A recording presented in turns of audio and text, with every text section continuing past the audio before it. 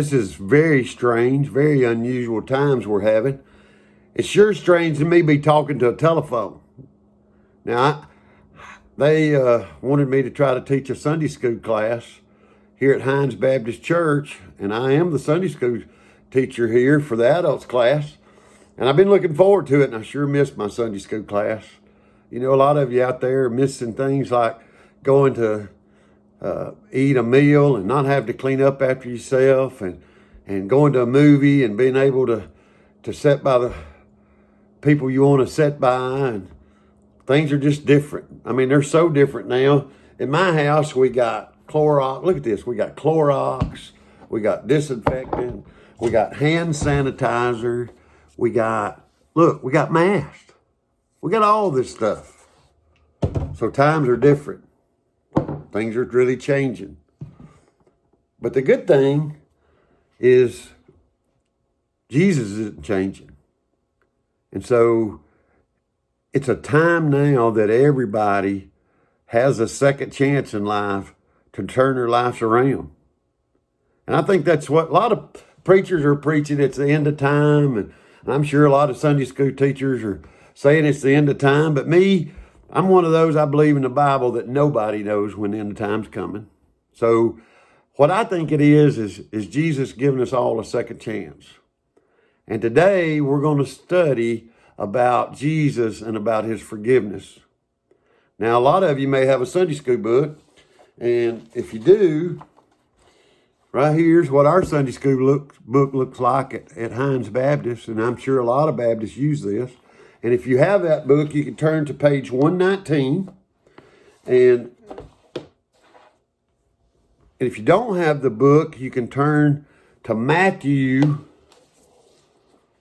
chapter 18. It's going to be verse 21 through 28 and verses 32 through 35. Now, I'm going to try, and in our Sunday school class, before we even get started, we always ask if anybody has prayer requests. So I want to make sure that you know that you can send your prayer requests to us. We'll add you to our prayer list. Our Sunday school class consists of deacons and ladies. The oldest lady in our class is 84 years old, and she hardly ever misses a Sunday, and I just love to see her, and I miss her. I wish I could hug her. But right now, like I said, these times are different. Things are really changing. Matter of fact, I said, how am I going to talk to a telephone? And somebody told me one of the things I need to do is start out with a joke. My problem is I don't know a lot of jokes. But I will tell you a short story right quick.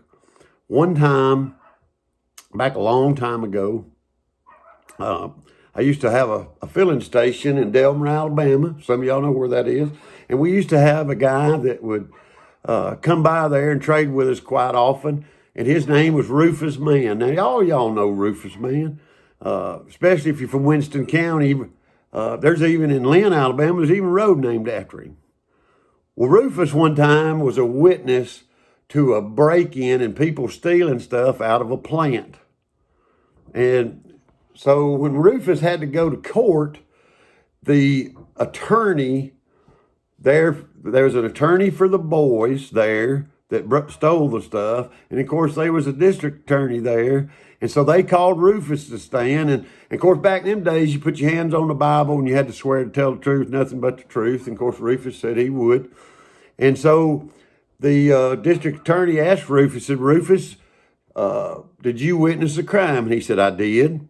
And they said, well, Rufus, what did you witness? And he said, I witnessed two boys stealing some stuff out of the plant. And so the district attorney asked him, he said, well, now, Rufus, do you see those two boys? And he said, yeah, they're right over there. And district attorney said, thank you, Rufus. I appreciate you telling the truth.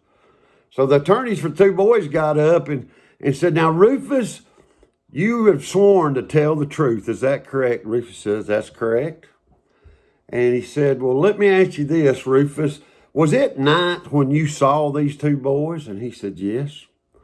And he said, so you mean to tell me that you saw these two boys, even though it was night, you saw these two boys and you can identify them even though it was dark, you saw them steal that merchandise. He said, that's right.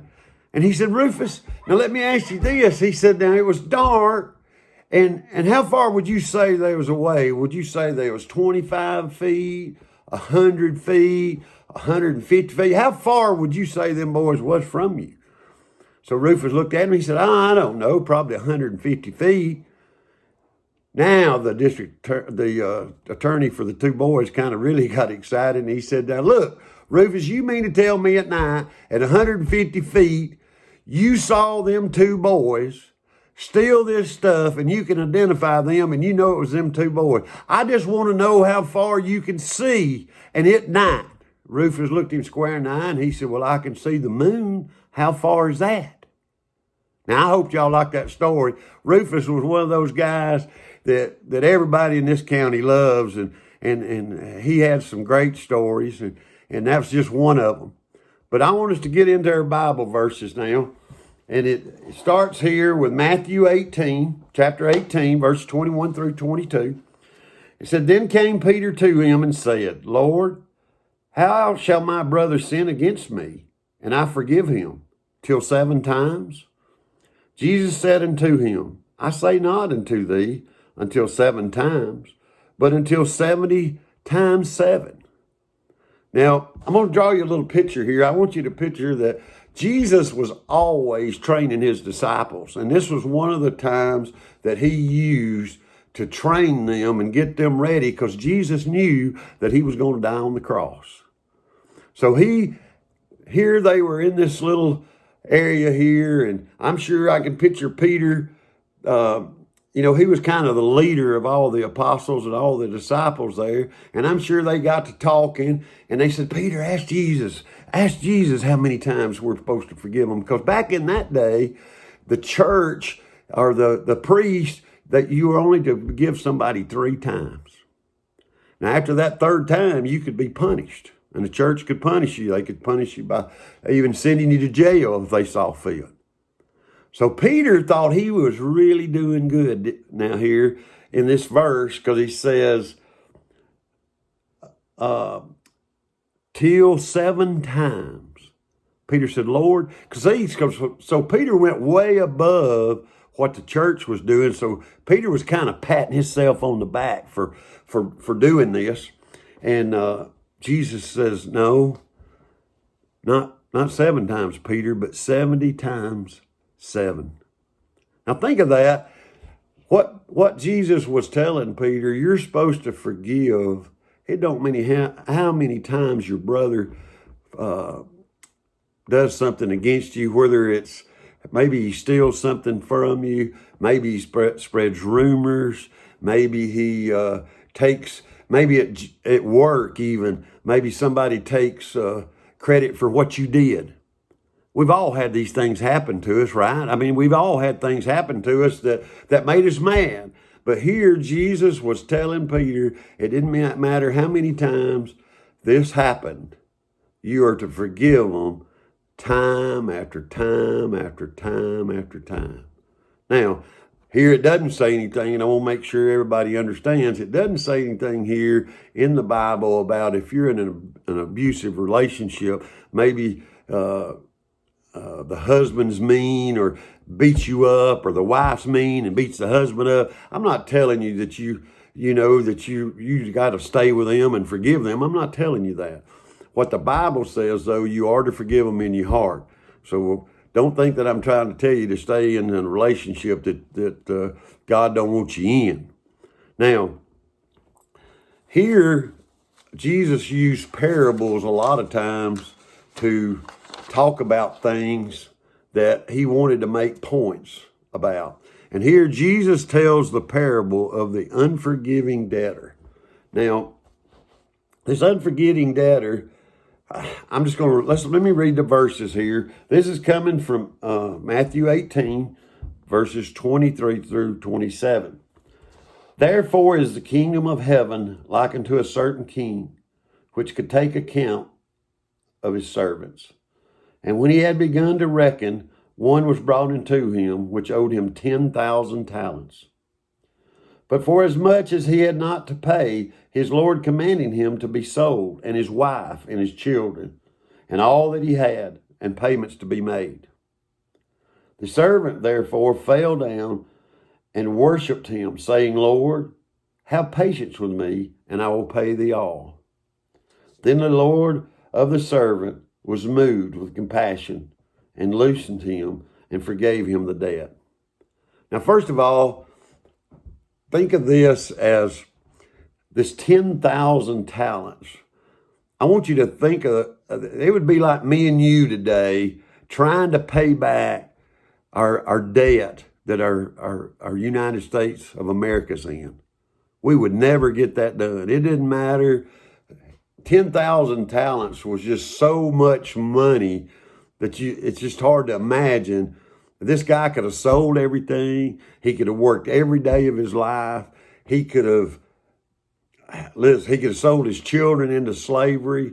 He could have done whatever, but he would have never been able to pay this debt back.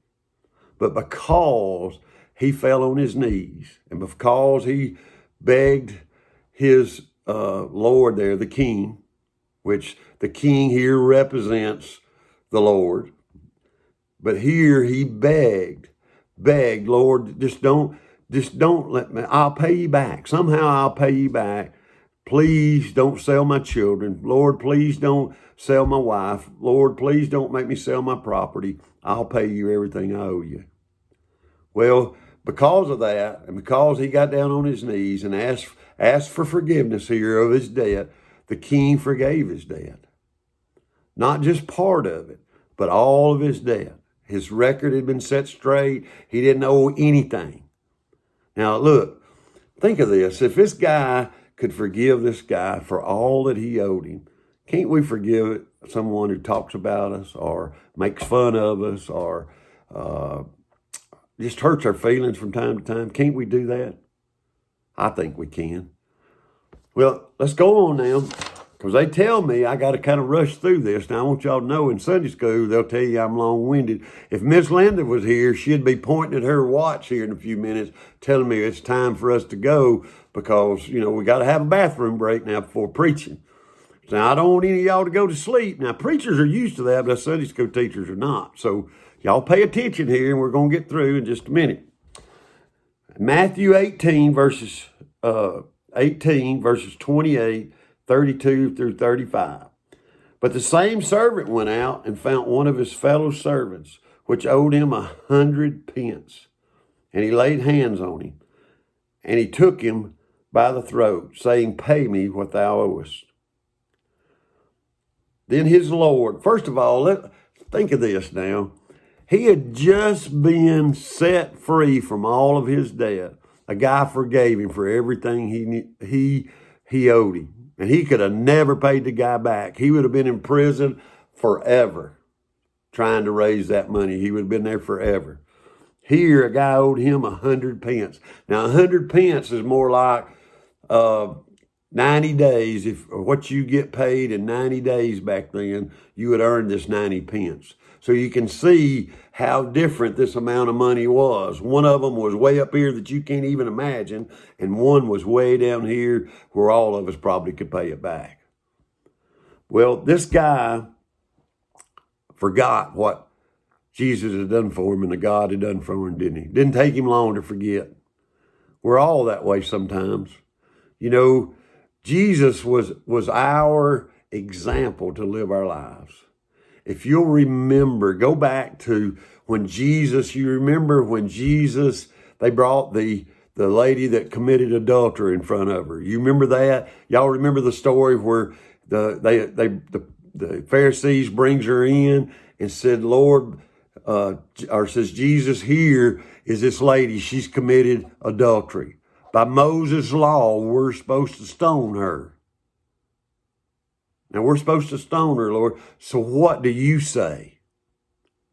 And Jesus, remember what Jesus did? He picked up a stone and he put it out like this. And he said, who is guilty, who has not sinned, who's not committed a sin, you cast the first stone.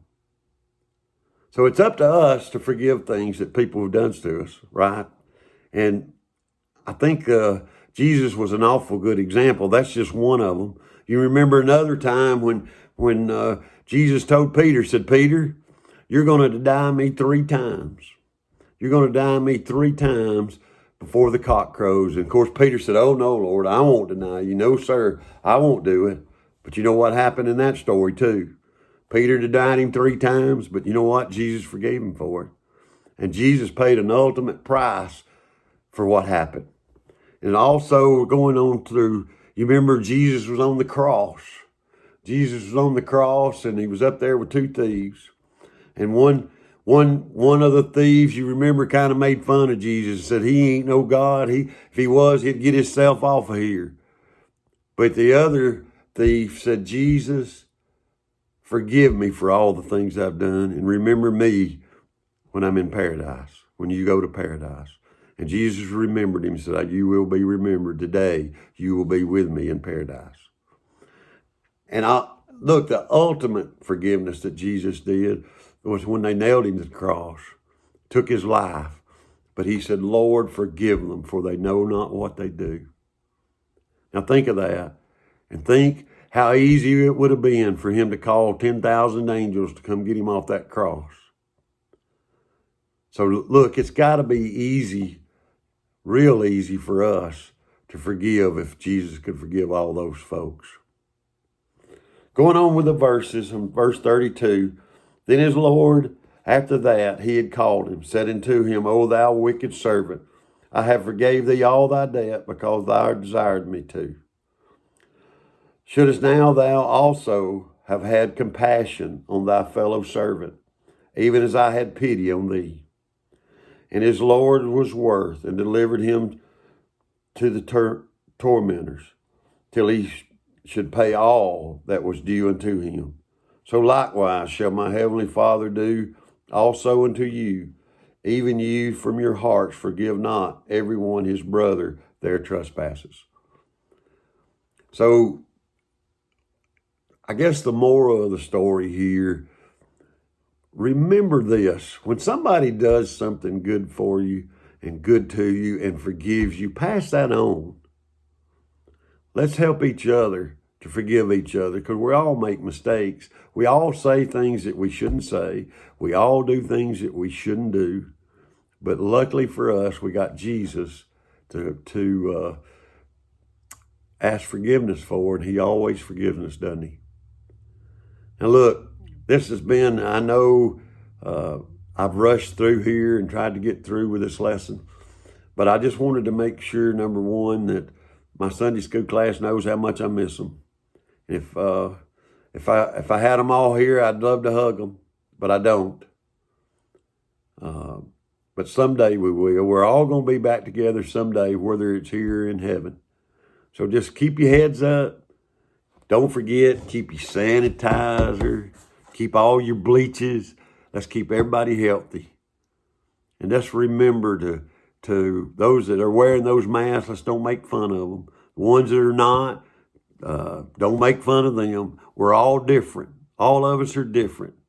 So let's be different together. Let's all forgive each other for things that they do to us. And let's all give Jesus the praise. Thank y'all for coming today. And thank y'all for listening to this old Halo guy teach a Sunday school lesson. I love y'all. And I hope that God blesses you today. And again, happy Mother's Day. God bless.